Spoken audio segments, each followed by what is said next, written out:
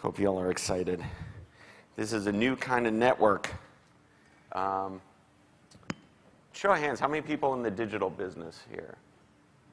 All right, how many people more traditional TV business? All right, interesting. Do we have more people in this room than the other room? Go recruit those people, because there are some jackasses on that other panel. I'm just not going to say.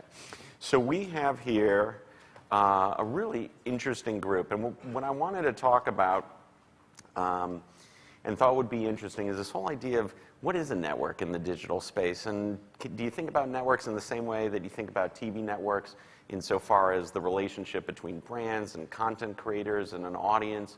Do you think about gatekeeping in the same way from a creative standpoint, how ideas get exposed? Obviously in digital, there's unlimited shelf space, so to speak. There isn't sort of that finite programming schedule or the limitations of only so many channels that can fit into or fit on a given platform.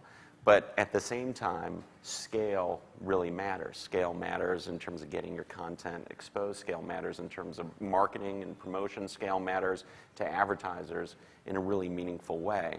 And so with the company that we have here that we're really fortunate to have from Yahoo and YouTube and MSN, we have three of the companies that really represent that scale and size that can meaningfully move markets and provide for advertisers and creators and consumers an experience that replicates mass media with a lot of the personalization and targeting that digital affords that traditional media can't.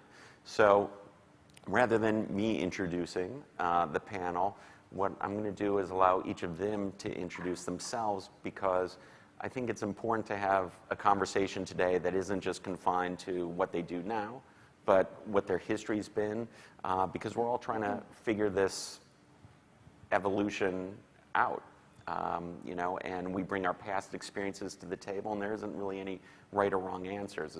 It's what's fun about this space. So I can start. My name's Jordan Levin.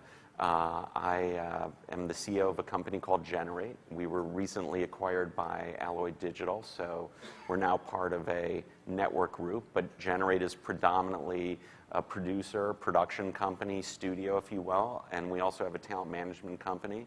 We've been doing a lot of work in the digital space in addition to other platforms. We're platform agnostic, media neutral, screen neutral, whatever you want to call it.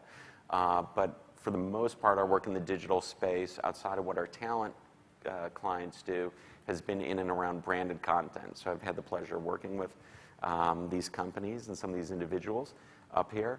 Prior to that, I was the CEO of the WB network and come up predominantly TV background, Disney beforehand. So that's me.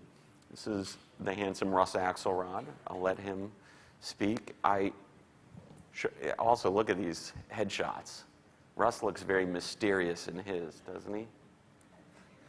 I think Toby looks beautiful, and Tom looks like you're in a movie. That looks like a movie campaign. I think that looks great. That red background is fantastic. And mine is foolish. Mine is very serious, and I can't see half of my face, and mysterious, and I need a new headshot. Well, it's obvious who's professionally done and who's not. You can tell that Russ has cropped his from I know, probably Russ Facebook looks like a photo. Facebook photo. That's correct. That is correct. Mine is actually my I want to Facebook know photo. who's that little hand reaching in there that he cropped out. The funny thing is at Microsoft, we have an entire building, which I see the Microsoft employee here, dedicated to taking headshots for people. But it's like building 62, and I don't know where it is on the map, so I have to go to it. But Russ Axelrod, I run our branded experiences team here in the US for Microsoft, and that means we work across Xbox Live, MSN, our phone division, coming up with original interactive experiences for brands. And so we'll get into later sort of what that means exactly. But everything we do is brand first. And we sit alongside our programming teams. So like my buddy Nico sitting out in the audience over there who runs programming for MSN Video. And we sometimes assist them, sometimes we do things on our own. We have a pretty extensive production budget ourselves. But it's all about coming up with big, custom, never been done before things on behalf of our clients. But before that, sorry, I forgot. I used to run branded entertainment on the Xbox side as the client. So I used to make TV shows, just like many of you guys, about our products. So TV shows about Halo and Madden and our racing games and things like that. And I learned that they pay you more to make money than spend money. So I sold out. And now I have my current job. And we've all sold out one way or another, Russ. It's okay. If we didn't sell out, we wouldn't be at a conference, would we? Approaching this channel, we didn't set out to have that 2/3, 1/3 breakdown. It was, we want the best content in these particular categories, and we heard 500 pitches, and that's the way it worked out. Did you all expect there to be that much interest that resulted in those 500 pitches?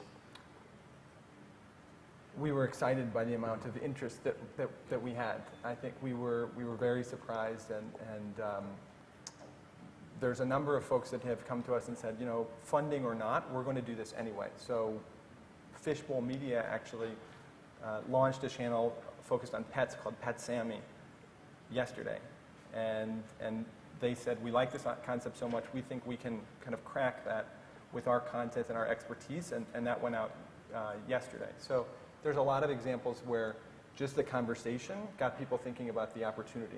Right, and the benefit to them in terms of investing in their own channel, not getting investment spending or licensing of that content.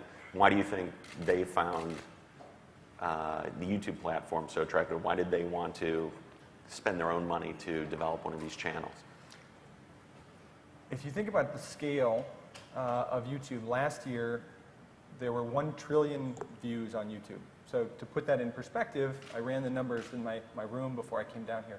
To put that in perspective, that is every single person in this room, every single person in this hotel, every single person in Florida, every single person in the world watching 140 videos last year. So 1 trillion, that's huge. And to be able to tap into that with great content, I think there are a few other places where you can reach that audience that quickly. Got it.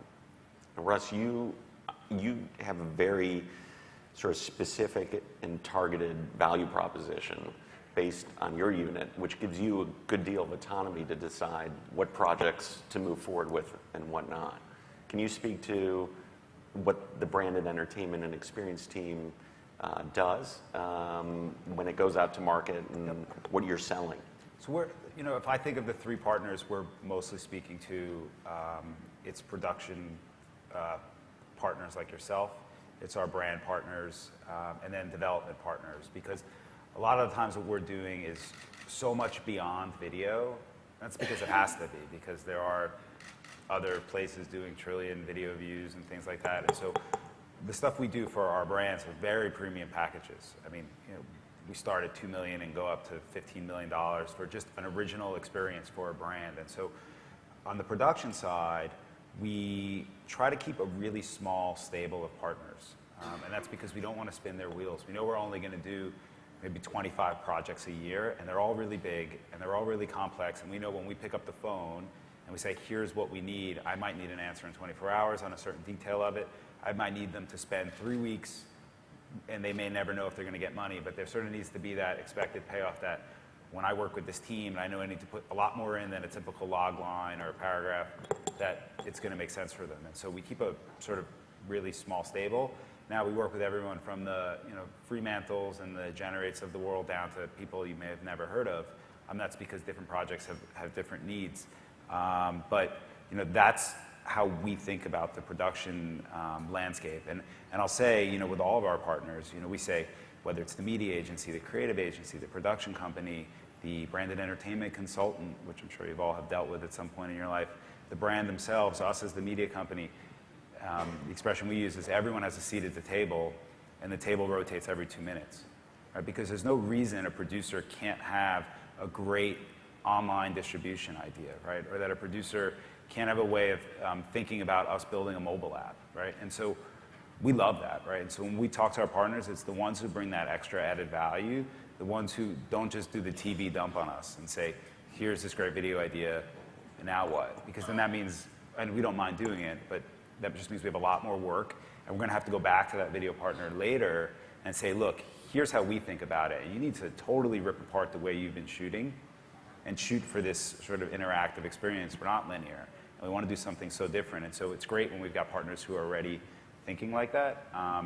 So that's our pitch, right? For the partners who really want to take it to the next level, those are the ones we tend to work with the most. Well, and I think that's interesting too, because I think the presumption is, again, MSN has the capacity to, build as many channels as possible. Really what your constraint is how much you can market and promote to those channels.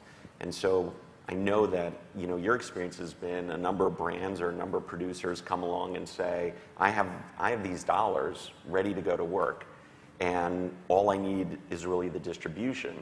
And yet there's a threshold that is important for you that creates a gatekeeping role of sorts that is not simply open to someone walking in the door and saying, I want to write a check to be on this network. For sure, because we can create a microsite, right? But if we don't have the headlines to drive, and there's not an infinite number of headlines on any of our networks to drive to that, it's not going to work, right? And we also guarantee traffic to the solution. So what is the brand creating, right? What does the production company have in mind if we're not the ones producing it? Because we're the ones who have to guarantee. And it's funny, we always use this example.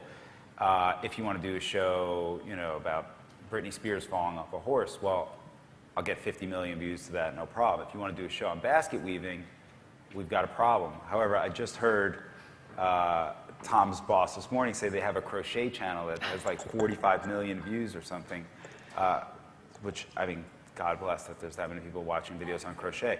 But, I wouldn't take that for our network because I don't think it would make sense for us in terms of programming big numbers. And again, the packages we're doing are so premium that we need to put big traffic. The other thing, it's not just about driving traffic, it's about giving separation to the clients because they're paying us for stuff that's big and custom. While they won't necessarily own a category on our network because nobody spends enough money to do that, we do like to make sure we separate. So we do a thing for Frosted Mini Wheats in its third year called Mom's Homeroom, and it's all about education for kids from elementary and middle school. Education about healthy eating, like No, Frosted Mini Wheats? helping them in school. But Okay. yes, and Frosted Mini Wheats is very healthy for anybody here listening to Kellogg's. I think they're delicious. I still love them myself. Yes, and both sides. It's just an amazing breakfast treat. I try to convince myself they're healthy.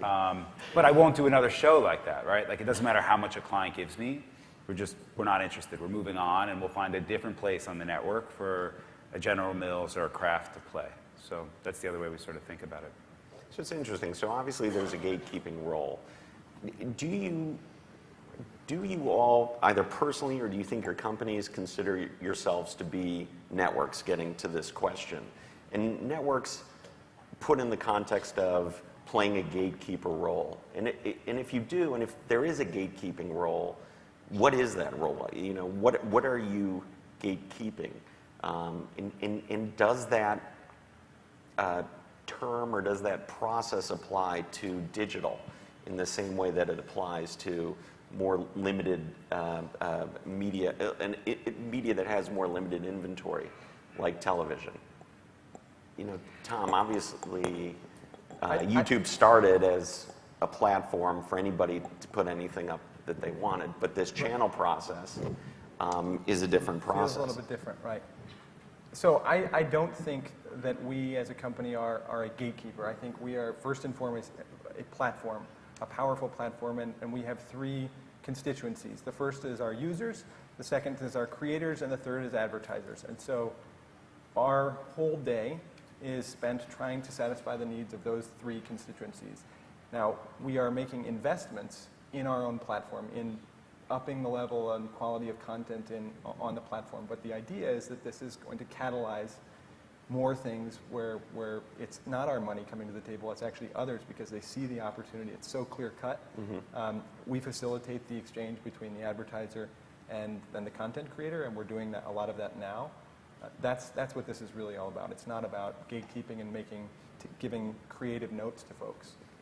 But there is a green light process, no doubt. Absolutely. I mean, out of those 500 people pitching. We had a limited set of money to work with, and we had to make hard decisions We had to make hard decisions about which categories we wanted to invest in, categories where we are strong today, as well as categories where we're not as strong, and we said to augment our audience, we need more content that reaches this demographic. And these are the 5 people that can do it, and they can do it really well. I think what's interesting, though, is that specific to digital, it's really the user that gets to drive what they want at all times, right? So, with Yahoo, we have 14,000 different homepages at any given time. Like, you may see a very different homepage than I will based off of what your habits have been and what kind of content you've looked at. So, real estate certainly is a big part of that gatekeeping. Like, trying to get homepage or front page promotion is something that everybody at all times is fighting for. And that decision has a very specific team, dedicated to it that talks about all of the different opportunity costs with changing that around. But digital is also amazing because of social. I mean, that's a big distribution platform as well. And we've been doing a lot more in that realm where people can share this type of content. It goes out to, the whole paid, owned, and earned strategy. And we've definitely seen that we're getting additional distribution from it, but also different ways of getting users to come to those particular content areas. It used to be that it would be promoted on the homepage or the section fronts, but social has definitely pushed a lot of it that way. We're seeing those numbers go up and up. But it's always a challenge. I mean, the big point is always like, how do you get users to go to content? And so one of the things that I've been talking to my team about is instead of driving a user to the content, you should bring the content to the user. I mean, it's kind of like the way the front page works. So we have a new ad unit that actually is like a little, we call it the boardwalk unit. It basically goes at the bottom of the screen. And it'll have like a little teaser about some type of content. But what's great about it is that it'll expand and it'll actually have that content in the ad unit. It'll have the video running in that ad unit. It'll have that article, whatever it might be. And the adjacency for the brand is right there within it too. So again, it's just another distribution of that content and also that association with that content. But I think it goes back to the user. The user is what's going to generate the traffic. It's what's going to generate the inventory. Yeah, but I would argue we are the gatekeepers to scale, right? And I'll come back to why I think that's important for you guys. But we work with a certain production partner that works with Toby's team, and they do a news show, right? And they started telling me, we have 100 million views, and our show is the best show ever. And I laughed at them, and I was like, you got to be kidding me. Yahoo is driving their news headlines to your show. That could be any show, and it would have 100 million views, right? Like it's sort of, I know it's up to the user, but they see the links that you guys publish and that we publish, and I know Tom and their team is working on sort of more of a programming type thing on YouTube. We can make people watch stuff, right? Now, that being said, we're only going to make people watch stuff that's good enough for our channels, but that scale is really important, right? So, starting a couple of years ago, a lot of producers were like, wow, you guys are really heavy-handed with budgets, and we don't feel like we're getting enough money, and da-da-da-da-da. And it's like, and the portals are going away, and you better work with us. Well, I would say to everyone in this room, you better hope the portals stay in business and YouTube stays in business, because unless we know we can get 5, 6, 10, 100 million people to see something, that's the only way we can greenlight a budget of any sort of real fashion for you, right? Otherwise, you're making, in the old world, $3,000 videos and posting them on YouTube and hoping 700 people see it, right? Because we know up front that we can make people see what we want to make them see, we can pay, right? And I think that's a really important thing that you'll struggle to find across the internet outside of us and maybe a couple of other companies, right? So I think we are the gatekeepers to scale, but that's helpful. You need it. It is really interesting. I mean, the ability to ratchet up and ratchet down views is really antithetical to, traditional network. At a traditional network, you commission something, you want it to be as big a hit as possible. You put all this promotion and marketing dollars against it. You cross your fingers, you go to sleep, you wake up the next morning, you look at the numbers and figure out where to go from there. And you continue either investment spend to try and grow that audience, or you cut your losses and move on. And in this space, it is very dependent on the power of the marketing lever. And, I've done a number of programs where there's a guaranteed media buy against a property, and the network will determine that show is growing an audience too quickly and sort of dial back promotion so that at the end of its run, it lands very close to the number of guarantees that were essentially bought and paid for with the media plan. So if the plan was, we'll deliver this piece of content, 10 million views, what do you know? At the end of the run, it's 10 million views. And I keep coming at it from the standpoint of thinking, look, if something's sort of working here and there's getting traction, don't you want to sort of push beyond that? And I've gotten a lot of pushback from, people within your organizations that say, no, then we're not really controlling the value proposition to the client. And so I do think it is a different mentality because, again, the lever really isn't, or the gatekeeping isn't so much what goes on, but what, as you were saying, Toby, what gets attention called to it.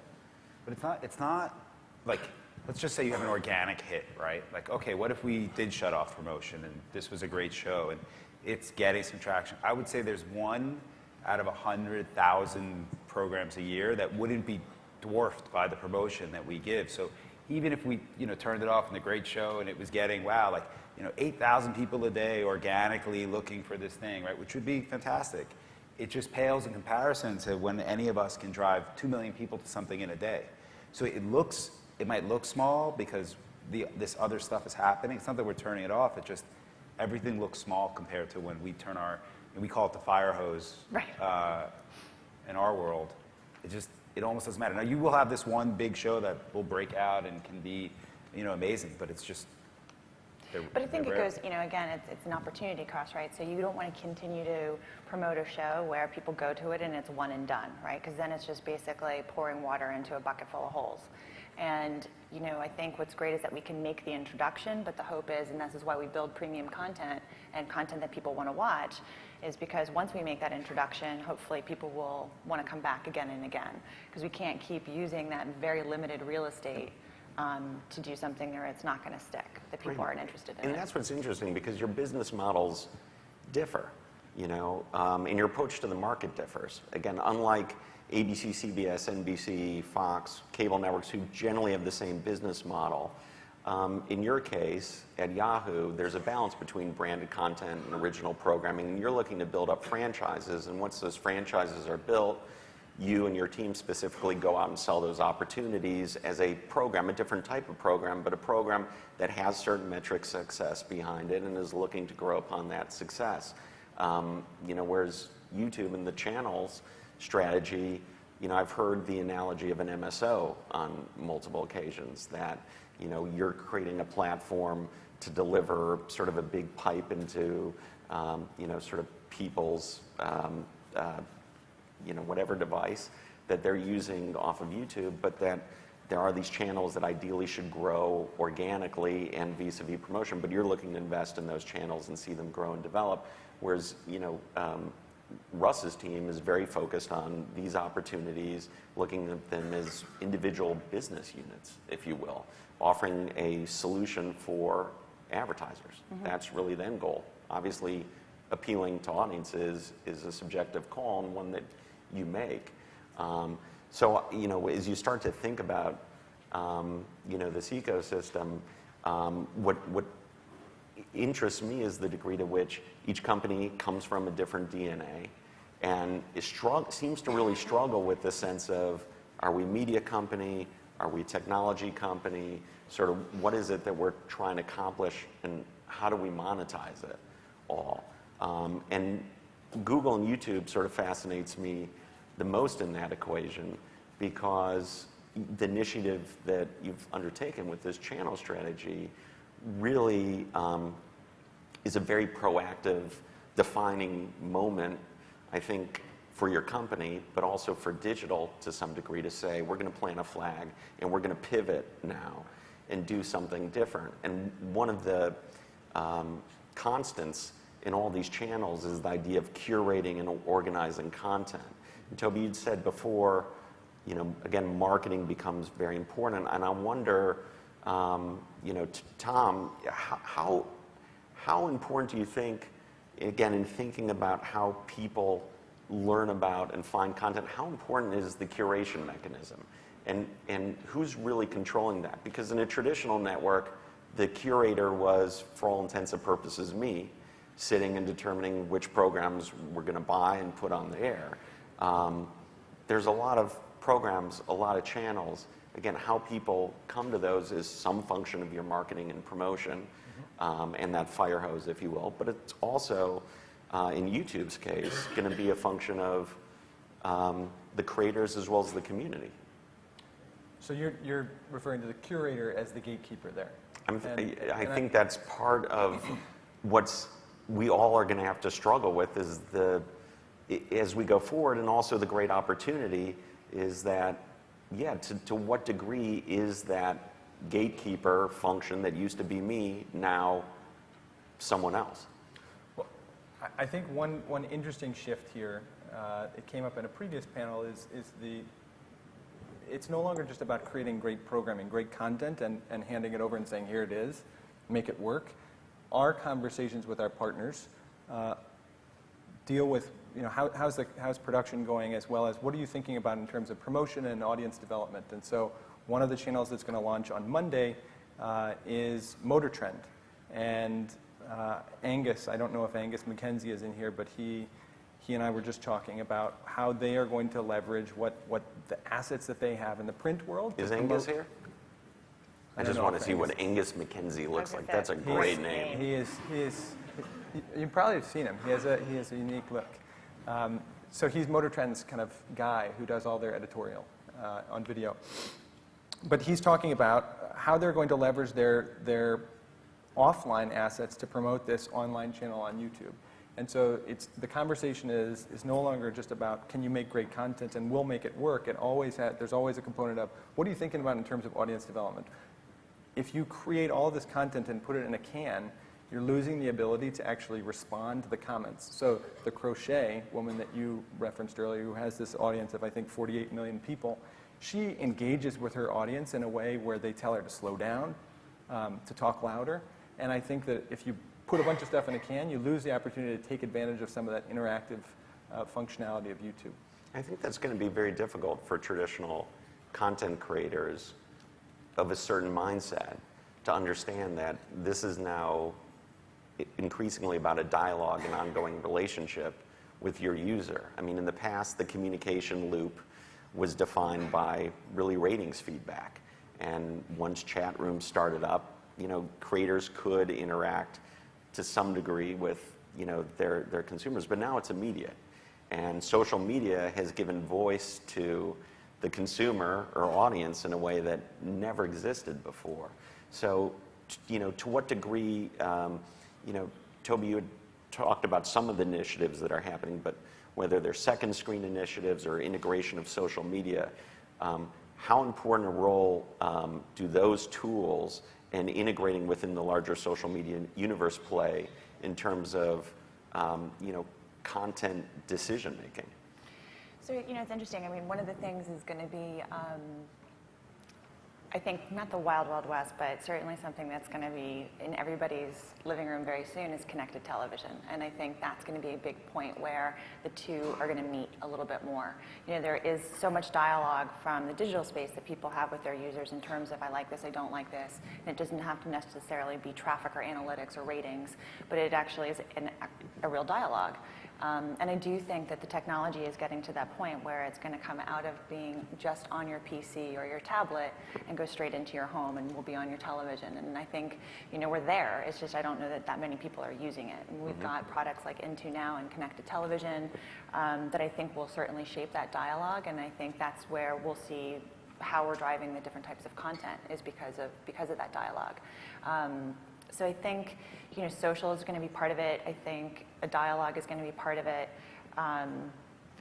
It's interesting. Advertising is, obviously what is the butter on everybody's bread around here. But I think that, we're doing a new content initiative with Tom Hanks. So it's called Electric City. I don't know if you guys have heard about it or not, but we've definitely talked to advertisers about it. They're very excited, but you almost have to know the person you're speaking to from the advertiser side to really be able to show and demonstrate what this is. It's a very dark and kind of different animated series, which is totally not what you would think Tom Hanks would do. But you know, content is also who's going to buy it. You know, I think that's a big part of it. You could drive users, but if an advertiser doesn't want to be associated with that, then you don't have the funds to make it happen. Yeah, and that's why, I mean, so this will make sense maybe without the slides if you follow me. Our team's mantra, we had a big fight about our mission statement, and I threw it up and I said, we create great content for consumers that has to pay off for brands. And everybody was shaking their heads, yes, yes. I was like, okay, that's absolutely not what our team does, right? We create great content for brands that has to pay for consumers. And we start everything as brand first, but it has to work for the consumer. If you think of the other model, right, MTV is constantly making shows that have to be sponsorable. They're for the consumers. They have to pay off for brands. So shows like Skins, out, right, because nobody wants to touch it. It can't sponsor. It doesn't matter how many people will watch it, right?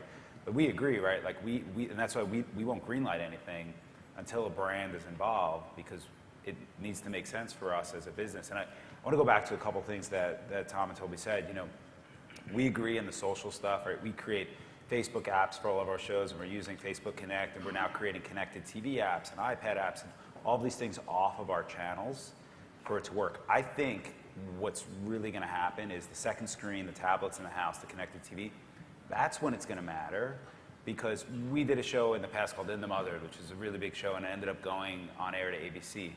But I would say when we were running that show, and I think we had 20 million views, the cast went on Ellen. I think it was Jenny McCarthy. Okay, Ellen, great show, perfect for the audience, plugged the show, everything fantastic. We saw an uplift of 11,000 people that day. And that's where I go back to like the fire hose, right? Like, so Road and Track or Motor Trend, right? Like, you can tell them to do all these things off the network, but it doesn't really compare because the people have to go back to their house and they have to go type it in later. But when they see something on TV and they have their iPad right next to them or their Windows tablet device, which will be coming out shortly, like that's when it starts to work back and forth. That I think is still sort of missing today. It just doesn't compare yet. Right? It hasn't had that scale yet, but Yeah. I think, yeah. I do think the 360 stuff is really important for advertisers, though, right? Because one of the things they have us measure is something called sponsorship association.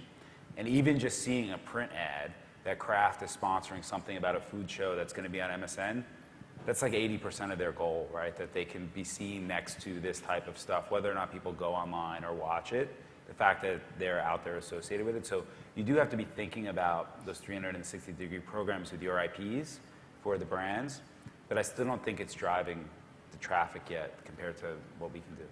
That's interesting, because to me, having sold, traditional advertising, at a network, the offering that each of your companies provides to brand, especially the pricing as compared to TV, is such a greater offering. And the constant pushback, there's a lot of pushbacks. I'd love for you to talk about what your frustration is with the brand community. But one of the big frustrations for me is this refrain of, something along the lines of, we don't really know yet, and the metrics aren't there, and we don't have a commonplace set of metrics, and how do we sort of quantify all of this? And yet at the same time, the offering is so much more integrated, so much deeper, and the metrics that are available provide tremendous insight as compared to a traditional set of metrics like Nielsen, household ratings, which have a pretty wide variance that everyone accepts as being potentially inaccurate. So as you go through it and continue to try and push, because I think everybody in this space to some degree is a true believer, or else you wouldn't put up with the constant pushback that we all sort of feel. What to you is the most logical thing that just isn't yet connecting with brands, and why? Toby? In terms of metrics or? Just in terms of your sales proposition that you feel like is preventing more dollars from coming in the door, either more dollars or at the right pricing or both. What's preventing What's preventing the brands from spending more in this space? I think it's perception. I mean, I think a big part of it is that broadcast dollars are very much in a very specific bucket at media planning agencies. And when we talk about digital, they really aren't willing to take that bucket of money and move it over to digital. For some reason, there's plenty of other, I'm sure there's lots of reasons why they don't do that. And I think there's also a creative element to it. I mean, there's a lot of people within these wonderful creative agencies that really want to do broadcast. It's like the most exciting thing to work on. So when you limit what the screen size is for them, it's not as exciting. But I think also there is a perception that we as digital folks need to help, I think everybody understand, is that, when somebody watches something on their big flat screen television, it's very immersive, it's very stunning. But there's so much that we can do now with the technology to bring that beautiful experience from what we produce ourselves from the digital point. We can put it on the flat screen TV. We can make it that beautiful. So I think it is partly that. I think, we're definitely trying to identify the metrics, because that's a key part of it as well, is that they're not the same, they're very different. But yeah, there's a million ways you could probably answer that question. Russ? Our biggest frustration is Xbox, right? I mean, we've got over 20 million homes connected to it. We're the second biggest MSO behind Comcast, if you think about it. And people are spending more time. It's now up to, I'm going to get the stat a little bit wrong, 44% of the time spent on Xbox is consuming entertainment, not gaming. And our advertisers are still like, no, it's the kid in the basement chugging Mountain Dew playing Halo. And it's not, right? It's 39% women. Right? And we are on the flat screen, and we're typically on the nicest flat screen in the house where everybody is co-viewing. And so we can do such amazing things, and when you bring Connect into it and the interactivity, but it's just so different for them, and their creative doesn't exist. There's no doubt a generation gap. Yeah, and so, have you seen the size of the shrimp at the network upfronts? They're very large, right? So we're competing against that. We are actually out of time for our panel for today. Oh, I have 42 seconds. That's Oh, no, I'm over. Yeah. Oh, I'm so sorry. I Hi, want to Paul. thank you. Our panelists will be possibly available for questions on the side, possibly. Sure. And please stop by the YouTube room that sponsors this room. They're over in the Facet Lounge. If you head down the hall and to the left, They have slushies still? they have slushies, pina colada, How and great is that? strawberry. Free slushies. Alcohol in the slushies?